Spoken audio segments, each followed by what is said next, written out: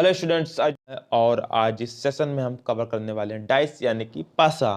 और मैं आपको बता दूं, अगर आप लोग किसी गवर्नमेंट जॉब की तैयारी कर रहे हैं तब वहां पर रीजनिंग से डाइस के कई क्वेश्चन पूछे जाते हैं। कम से कम 2 क्वेश्चन जरूर पूछे जाते हैं।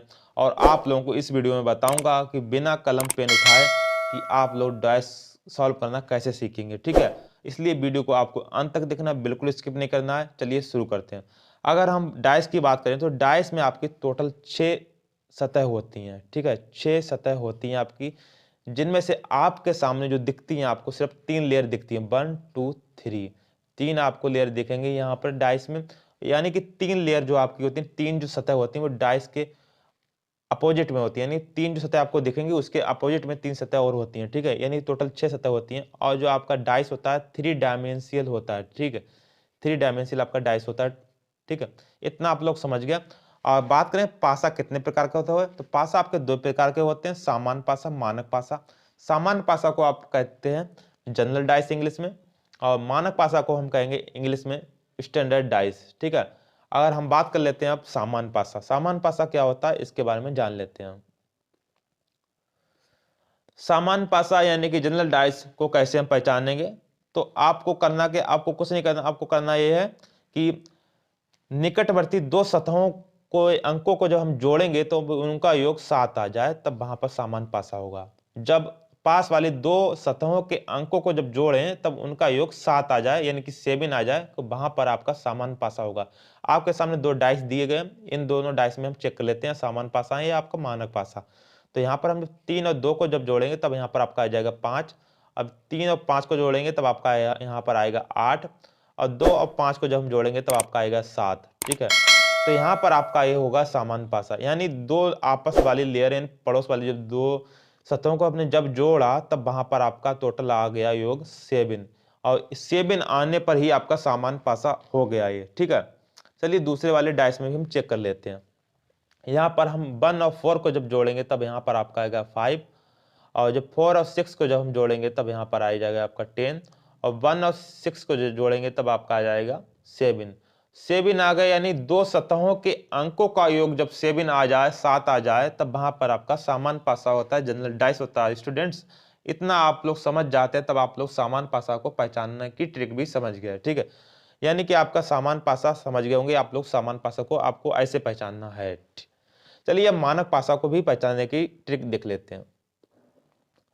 मानक पासा आपके सामने शो हो चुका है, और मानक पासा को कहते हैं हम स्टैंडर्ड डाइस। स्टैंडर्ड डाइस को हम कैसे पहचानेंगे, तो आपको कुछ नहीं करना। आपको जो जनरल पासा था यानी जनरल डाइस था उसका विपरीत यहाँ पर कर देना। यहाँ पर करना क्या, यहाँ पर जो पास वाली 2 सतह होती हैं, निकटवर्ती जो 2 सतह होती हैं, और इनका योग और 7 ना आता है तब वहां पर मानक पासा हो जाए। इन मतलब दोनों सतहों का, पास वाली सतहों का योग 7 ना आए तब वहां पर मानक पासा होता है।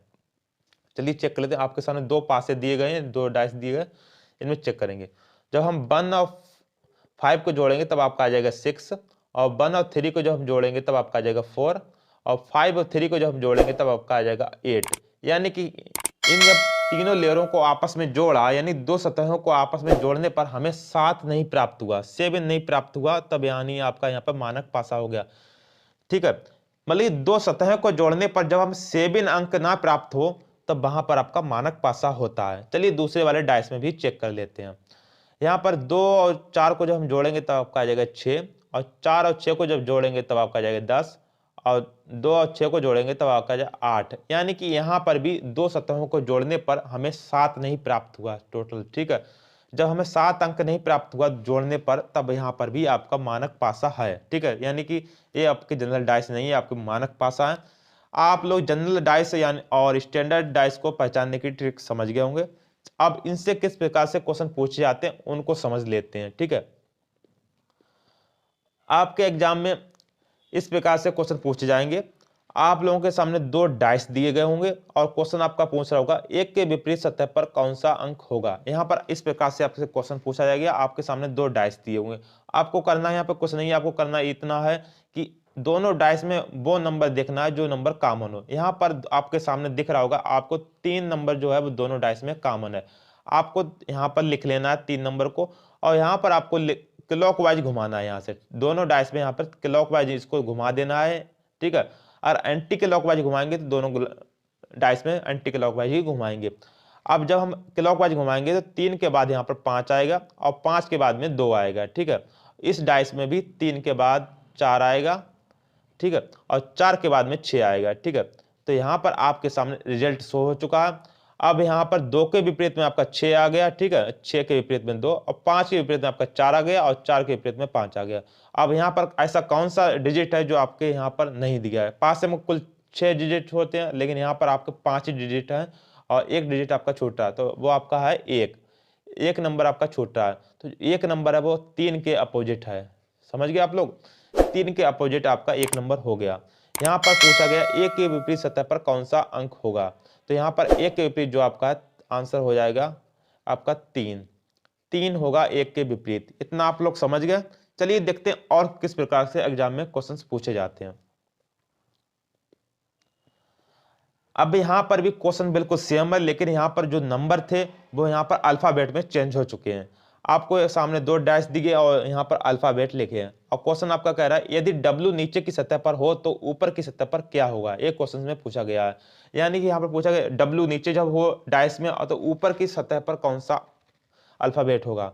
आपको यहाँ पर भी कॉमन नंबर देख लेना, यानी कॉमन अल्फाबेट कौन सा वो दोनों डैश में सिलेक्ट कर लेना। यहाँ पर कॉमन जो अल्फाबेट है वो आपका एक्स है, यहाँ पर भी एक्स है, यहाँ पर भी एक्स है, ठीक है। तो यहाँ पर हम लिख लेंगे एक्स, ठीक है, और क्लॉकवाइज हम घुमाएंगे जब तब यहाँ पर आपका आएगा बाई, ठीक है, और बाई के बाद में हमारा क्लॉकवाइज आएगा जेड, जेड आ गया। और इस डाइस वाले में और दूसरे वाले जब डाइस में हम देखेंगे तब यहाँ पर भी आप लोग एक्स को लिखेंगे, और क्लॉकवाइज जब हम घुमाएंगे तो अब एक्स के बाद में यहाँ पर वी आ जाएगा, सेकंड वी, ठीक है। और जब इसको क्लॉकवाइज और घुमाएंगे तो वी के बाद आपका आ जाएगा डब्ल्यू, ठीक है, यहाँ पर डब्ल्यू लिख लेंगे।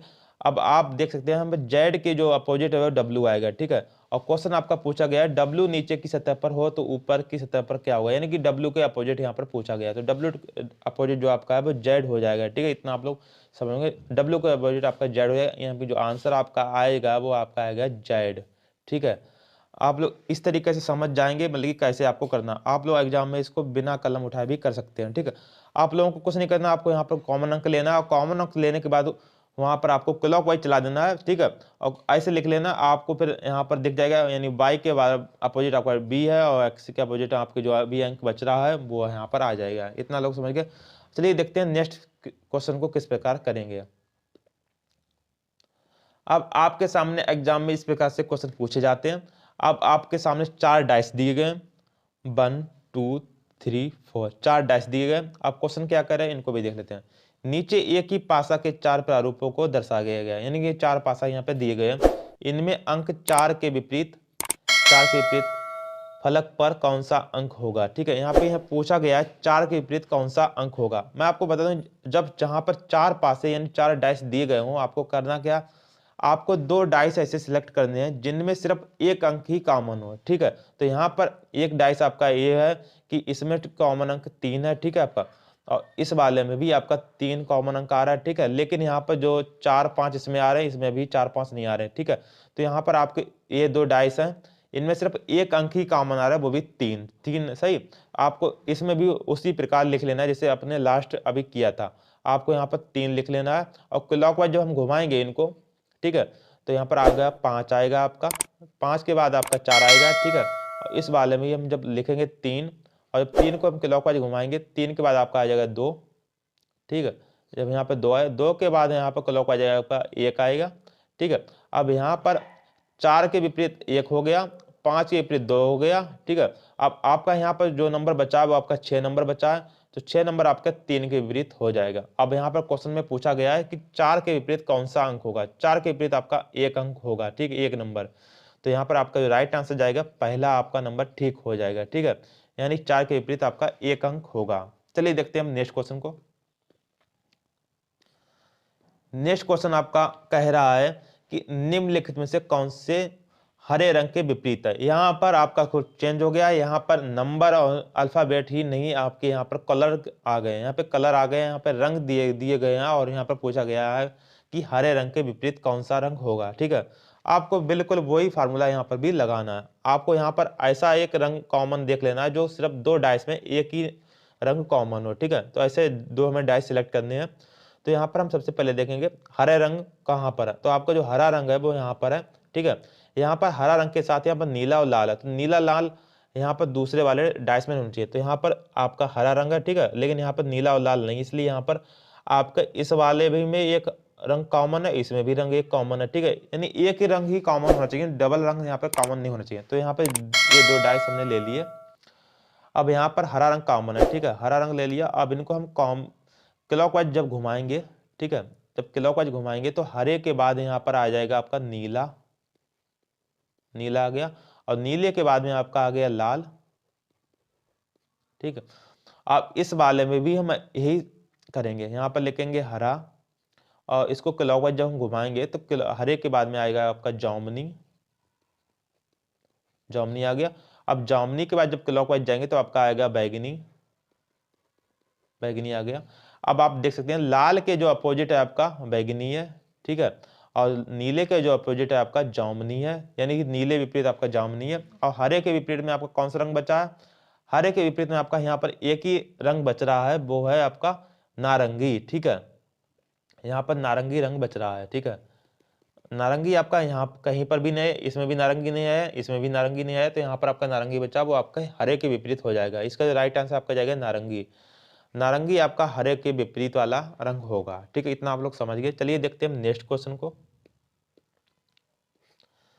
तो नेक्स्ट क्वेश्चन में भी आपके 3 डाइस दिए गए हैं। अब क्वेश्चन क्या कर रहा है इसको भी देख लेते हैं। नीचे दिए गए पासा में अंक 3 के विपरीत फलक में कौन सा अंक होगा। यहाँ पर पूछा गया 3 के विपरीत कौन सा अंक होगा। आपको हमने वही प्रोसेस करनी है, बिल्कुल एक कॉमन नंबर देख लेना 2 डाइस में, ठीक है।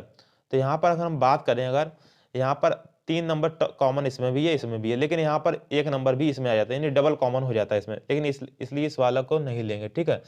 तो यहाँ पर इसको नहीं लेंगे, तो यहाँ पर इसको हम लेंगे। यहाँ पर जब 3 कॉमन इसमें भी है, इसमें भी कॉमन है, ठीक है, तो यहाँ पर हम 3 को लिखेंगे, ठीक है। और जब क्लॉकवाइज हम घुमाएंगे 3 के बाद में आपका आ जाएगा 5, और 5 के बाद में आपका 1। इस वाले पासे को लेंगे तो यहाँ पर लिखेंगे 3, और जब क्लॉकवाइज घुमाएंगे तो यहाँ पर आपका आ जाएगा 2, और 2 के बाद में आपका आ जाएगा 4, ठीक, इतना आप समझ गए।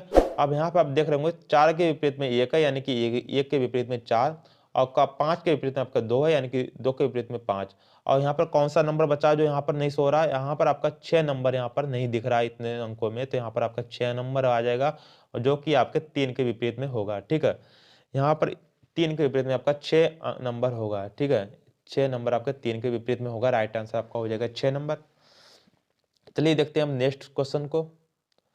नेक्स्ट क्वेश्चन कह रहा है कि नीचे दिए गए पासा में अंक 6 के विपरीत कौन सा अंक होगा। यहाँ पर भी पूछा गया है कि 6 के विपरीत कौन सा अंक होगा। 4 डाइस दिए गए हैं, ठीक है, 1 2 3 4, 4 डाइस दिए गए। आपको कुछ नहीं करना, आपको वही करना है कि यहाँ पर 2 डाइस ऐसे सिलेक्ट कर लेना जिनमें सिर्फ एक नंबर कॉमन हो, ठीक है। तो यहाँ पर हम जब देखेंगे तो यहाँ पर 6 नंबर यहाँ पर कॉमन है, ठीक है, इस वाले में पासे में, लेकिन यहाँ पर 2 भी कॉमन है तो इसमें भी 2 है, लेकिन इसलिए एक पासा यहाँ पर हम सिलेक्ट नहीं करेंगे, ठीक है। यहाँ पर अगर हम देखें पहले वाले पासे को और तीसरे वाले पासे को, ठीक है, यहाँ पर 6 कॉमन है, इसमें भी 6 कॉमन है, लेकिन यहाँ पर 5 और 4 है, यहाँ पर आपके 3 और 2 है। यानी जब हम पहले वाले पासे को लेंगे तीसरे वाले पासों को अब ले लेंगे, ठीक है। तो यहाँ पर लेकिन 6, और क्लॉकवाइज जब हम घुमाएंगे, ठीक है, तो 6 के बाद यहाँ पर लिखेंगे 2, और 2 के बाद हम लिखेंगे 3, और इस वाले पासे में भी लिखेंगे हम 6, और 6 के बाद में आपका विपरीत वो आ रहा है क्लॉकवाइज 5, और 5 के बाद में आपका आ रहा है 4, लिख लिया। तो यहाँ पर आपके सामने शो हो गया रिजल्ट। रिजल्ट में आपका दिख रहा है 3 के विपरीत 4 है, और 2 के विपरीत में आपका 5 है, और 6 के विपरीत में ऐसा कौन सा अंक बच रहा है आपका? यहाँ पर एक अंक नहीं सो रहा, तो यहाँ पर 1 लिखेंगे, और 6 के विपरीत में आपका 1 हो जाएगा, ठीक है, इतना आप समझेंगे। यहाँ पर 6 के विपरीत में आपका 1 आएगा, ठीक है, 1 नंबर आएगा यहाँ पर 6 के विपरीत में। यानी कि आप लोग समझिए पासा करना कितना सॉल्व है। बिल्कुल कुछ नहीं करना, आपको सिर्फ नंबर कॉमन ले लेना और क्लॉकवाइज घुमाकर यहाँ पे लिख लेना, आपका आ जाएगा आंसर। इतना सरल आपको मैंने बताया कि पासा कैसे करना है, ठीक है। चलिए मिलते हैं नेक्स्ट वीडियो में, तब तक की जय हिंद साथियों।